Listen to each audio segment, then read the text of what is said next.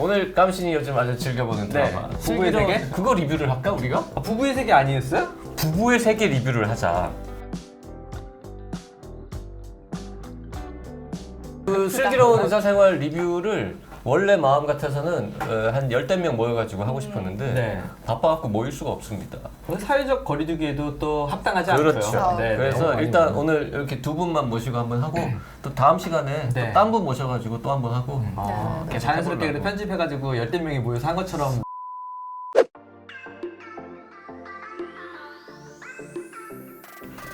이 장면은 좀 신기했는데 교수님 저 전세 계약했어요.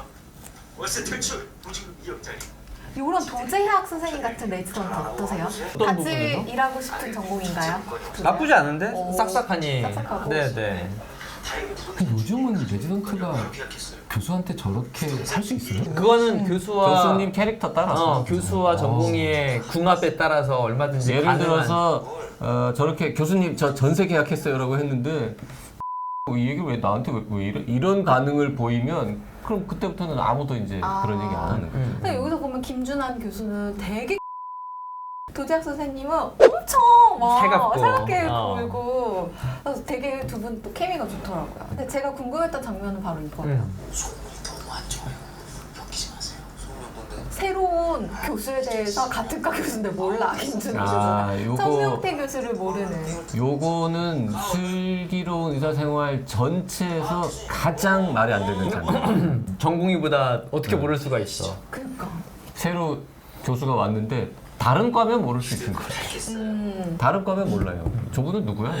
새로 왔어요. 무슨 과인데? 이렇게 돼야 되는데 같은 과인데 모른다는 거는 리얼리티가 전혀 없어요. 아무리 김준환 선생님과 같은 성격을 갖고 있다 하더라도 불가능하죠. 누가 있구나 정도는 알 수 있다. 소문은 전공의보다 더 빨리 아이. 듣는다.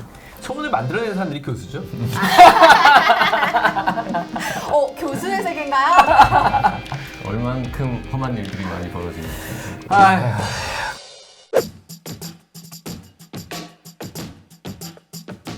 얘네가 지금 어디에 있는 건지 잘 모르겠는데. 의국에 있는 거예요. 의국이요? 네, 의국이라는 공간이죠. 양경훈 선생. 수술 들어갔습니다. 그럼 정말 의대생들은 저렇게 저 자리에 계속 있어요? 의국에 앉아서? 대기하는 시간이 꽤 있긴 하죠. 아, 의국에 아무도 없는데 저렇게 학생들끼리만 놔두지 않죠. 있는 경우는 잘 없죠. 근데 얘네 둘이 이렇게 가만히 앉았는데 교수님들이 이제 들어와서 그래, 아버지 뭐 하시나? 아버지 뭐 하시네요? 아 그래? 그리고 또 얘네가 또 의국에서 멍 때리고 있잖아요, 의대생들이. 되게 이제 저때 내가 말하려고 그랬는데 뭘 먹지 저렇게 멍 때리지 않고 아이고 힘들게 의대는 왜 갔어? 뭐 집에 의사가 있나? 의대 되게 힘들게 갔는데 의대 왜 왔니? 아버지 뭐 하시냐고 잘 물어보죠 의외로. 근데 그렇죠. 왜 물어보는 거예요? 글쎄 어떻게 생각해요? 우리 세대가 질문을 아버지 뭐 하시냐고 물어보는 경우는 그렇게 많지는 않은 것 같아요. 맞아. 우리는 질문 많이 받았지. 꽤 추정컨대 그 옛날에는 아버지가 의사인 경우가 상당히 학생이 많았지. 많았던 거지. 그리고 지금 저 연배 높은 교수님들은 네. 이렇게 딱 던졌을 때 아버지가 이제 뭐 의사시다 그러잖아요. 그럼 이름도 물어봐. 무슨 과? 어디 계신데? 누구신데? 이러고. 어. 아는 사람일 가능성이 굉장히 높은 거야. 꽤 되는 거걸로. 그러니까 너를 갈구기 전에 혹시 네가 내가 아는 친구의 아들은 아닌지 확인하겠다. 뭐 그런 거가 달려 있는 거지. 그 이제 아이스 브레이킹 차원에서 이게 아버지 뭐 하시니 한 다음에 아버지가 뭐 신경외과 의사시다가 성함이 어떻게 되시지? 라고 그래서 그분 훌륭한 분이시지라고 하면서 뭐 열심히 해 인마 이러고 이제 가는 거지. 아니 치과도 되게 학교가 그렇게 안 많았어요.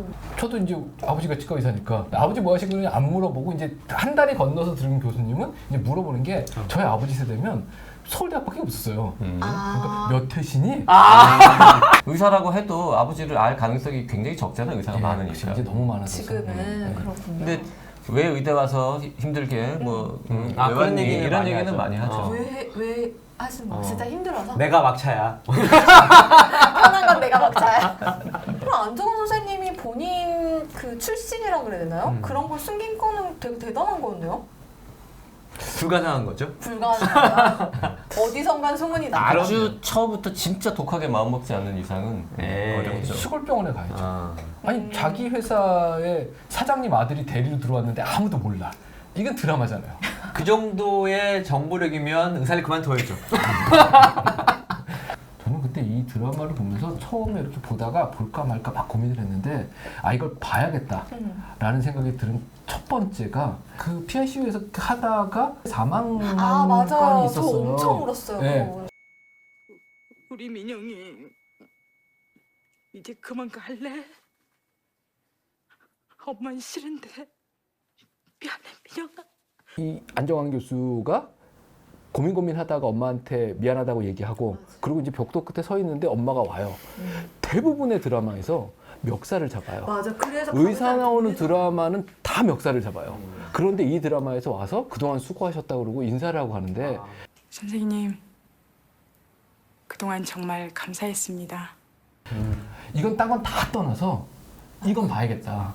예. 왜냐하면 이 방송에서 응급실에서 집어던지고 멱살 잡는 거를 거의 테마처럼 만들거든요, PD들이. 맞아. 그게 무지하게 악영향을 미쳐요, 사실은 이 드라마라는 것 자체가. 근데 그 장면이 너무 가슴에 남는 거예요. 그래서 이건 시청률을 위해서라도 봐줘야겠다. 근데 그 애기 엄마가 와서 수고하셨다고 인사하는 게 훨씬 더 리얼리티가 있는 거거든요. 맞아요. 실제로는 멱살 잡는 경우보다 저런 맞아요. 경우가 훨씬 많아요. 더 많아요. 히스토리도 있죠. 되게 몇 년 동안 그 아이를 케어했던 상황이었고 정말 이제 모든 최선을 다했는데 가망이 없다라는 거를 얘기를 하고서 나왔던 장면이어서 아이가 그런 식으로 떠나갈 때 가장 슬퍼하는 게 부모 다음에 의사일 거예요.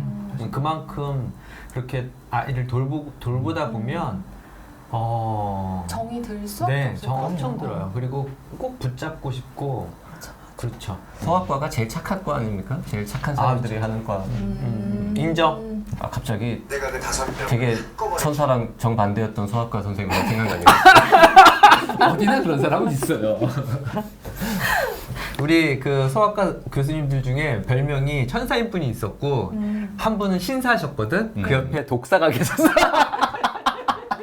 소아과에 3사가 있다. 우리는 이렇게 불렀지. 3 중에 그런 장면이 있었거든요. 안정환 선생님이 아기를 보는데 아기가 선생님 보자마자 막 우는 거예요. 그러니까 엄마가 왜 울어? 이러면서 누가 그랬어? 왜 선생님을 딱 때릴까? 그럼 이제 그 엄마는 저한테 거의 큰일 났죠. 잠깐 들어와 보세요. 네.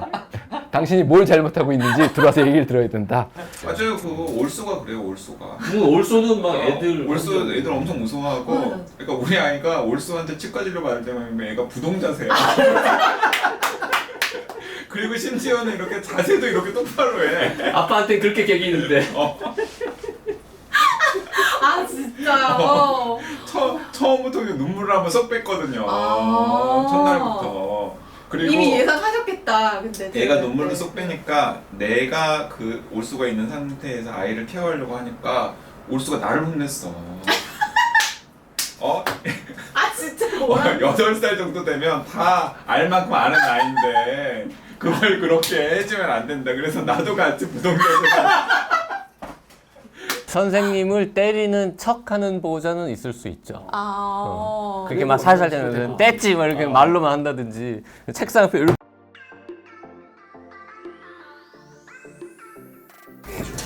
잘 들어. 한마디로 오무로 정리가 되지. 아니 이분이 의외로 감초이신 게 레지던트들을 다 한 군데 모아서 한마디로 근데 이 배우가 잘 살렸어.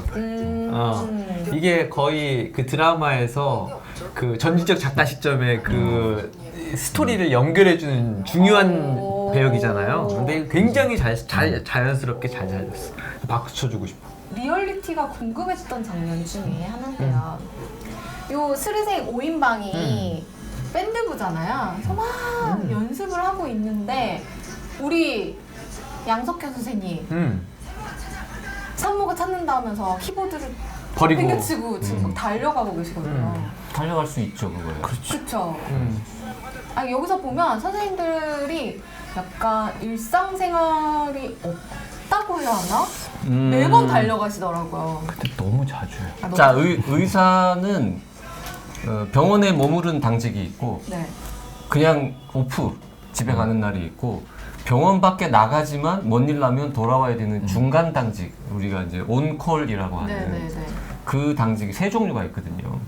그래서 온콜인 날에는 꼭 병원에 스탠바이 할 필요는 없으니까 그날 만약에 다 모이기로 했다 그러면 가서 밴드 연습은 할 수 있죠. 네. 했는데 하필 전화가 왔다. 그러면 이제 병원에 가야 되는 거고, 오프인 날인데 전화가 왔다고 해서 병원에 가는 일은 훨씬 드물죠. 갈 수는 있지만 근데 기본적으로 오프면 전화를 안 할 것 같긴 근데 합니다. 네. 할 수도 있어요. 아, 할 수도 있어요. 365일 온콜을 서야 되는 상황이 꽤 발생을 해요. 그러니까 공식 온콜은 아니지만 예를 들어서 깜신도 자기 오픈데 깜신이 그동안 계속 봐온 환자고 뭐 그렇지. 2주 전에 수술한 환자인데 지금 응급실에 굉장히 나빠져서 왔다. 그러면은 그럼 내가 달려가지. 아, 그렇구나. 심지어 술 마시다가 또 가지. 가서 일단 봐야죠. 그래서 보면 선생님들 스리생 5인방 중에 일부는 같이 모여서 먹는데 술을 마시는 자리인데도 술을 안 마시는 경우도 보이더라고요. 그건 있죠. 그건 예전에는 한 10년 전에는 안 그랬어요. 병원들 당직이 아니라 온콜 당직이면 다들 그냥 술을 마셨거든요. 술을 마시다가 환자가 오면 달려가서 진료를 받고 진료를 진짜 퍼마시진 않고 그치.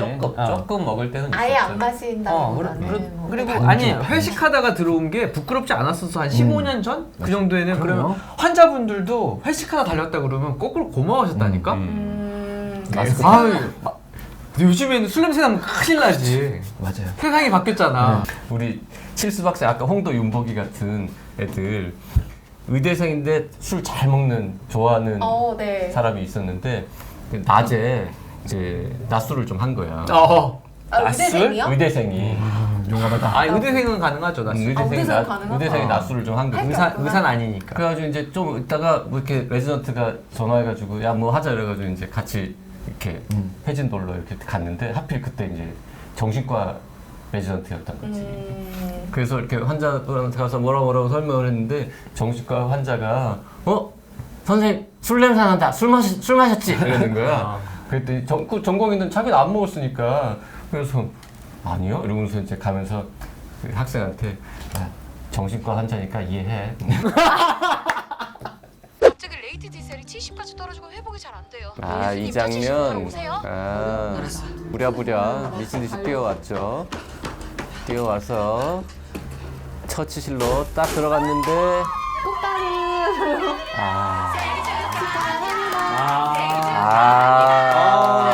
저건 저러고 나면 환자 가지고 저런 얘기 한 거 가지고 죄다 욕 먹을 텐데. 멘탈이 나갔어요, 양사편 선생님은. 당연하지. 이게 미쳤나 이런 그런 분위기지. 그래서 저도 사실은 그냥 상식적으로 생각을 했을 때도 저건 진짜 리얼 뼈스대기 각이죠. 들어가면 제가 봤을 때는 저 순간에 케이크부터 엎고 그다음번에 소리 지르기 시작할 건데. 그러니까 우리가 부모님의 그럼- 그 생사를 가지고는 농담하지 않잖아. 그럼요. 그런 거와 마찬가지로 환자의 생사를 가지고 농담 안 한다고 의사들은 절대로. 아유 이거 말도 안 되는 이거 있을 수가 없는. 있을 수 없는 말 안 되는 장면. 제일 말 안 되는 요 장면 말고 또 진짜 리얼리티 떨어진다라고 생각했던 장면 있으세요? 꽤 있는데 지금 갑자기 떠오르는 거는 왜 모든 전공의가 다 교수를 그렇게 좋아해? 이 드라마에 지금 큰 부작용이 하나 있어요. 전국의 주요 대학병원의 교수님들이 다 우리 전공의들 그렇게 날 좋아하는 건가? 주의하겠습니다. 주의하겠습니다. 네. 요즘에 술이 나오고 나서 수술방에서랑 병원에서 사과하기 바빠요. 왜요? 네, 아니 왜 우리 병원 의사 선생님들은 저렇게 잘생기지 않았어요? 생활에 낙이 없다. 그래가지고 자꾸 수술방에서도 사과하고.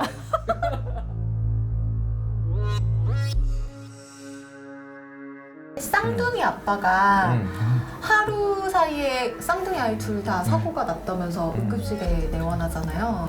이런 경우 혹시 그 일반적으로 교통사고를 당했다거나 뭐 어디서 단순히 떨어졌다거나 뭐 이런 거하고 이렇게 학대해가지고 생긴 상처하고는 달라요. 실제로 병원에서는 이렇게 아동학대가 의심되는 경우에 신고를 하나요? 신고를 하는 의무를 가지고 있죠. 해야 하도록 되어 있습니다. 안 하면 직무유기에 해당하는 거죠. 그럼 보통은 응급실에서 걸러지는 거라고 보면 돼요? 그렇죠. 치과에서는 앞니가 깨지거나 이래서 왔는데 누구한테 맞아서 깨졌으니까 상해 진단서를 써달라. 그러나 아무리 봐도 맞아서 깨진 일은 아니다. 뭐 이제 이런 것들도 꽤 있고요. 네. 치과도 그렇겠네요. 네. 근데 저기서 저 아버지가 또 눈치 빠르게 도망가는데 장겨울 쌤이 잡으러 가잖아요. 실제로 선생님들이 도망간 사람 잡으러 갈 수도 있나요? 갈 수도 있겠지만 보통 병원에서는 어떻게 해요? 저렇게 만약에 상황이 병원- 발생하면? 거기 이제 나와 있는 시큐리티를 네, 콜을 하는 게 더 불러야죠. 빠를 것 같은데. 근데 저는 이 마지막 장면에서 조금 아쉬웠던 건 안정환 선생님이 장겨울 선생님한테 수고했다는 인사를 안 하는 거예요. 그러게 저러면 이제 그거는 여러 사람 칭찬해놓고 딱 장겨울 선생님만 빼놓고 그건 리얼리티예요.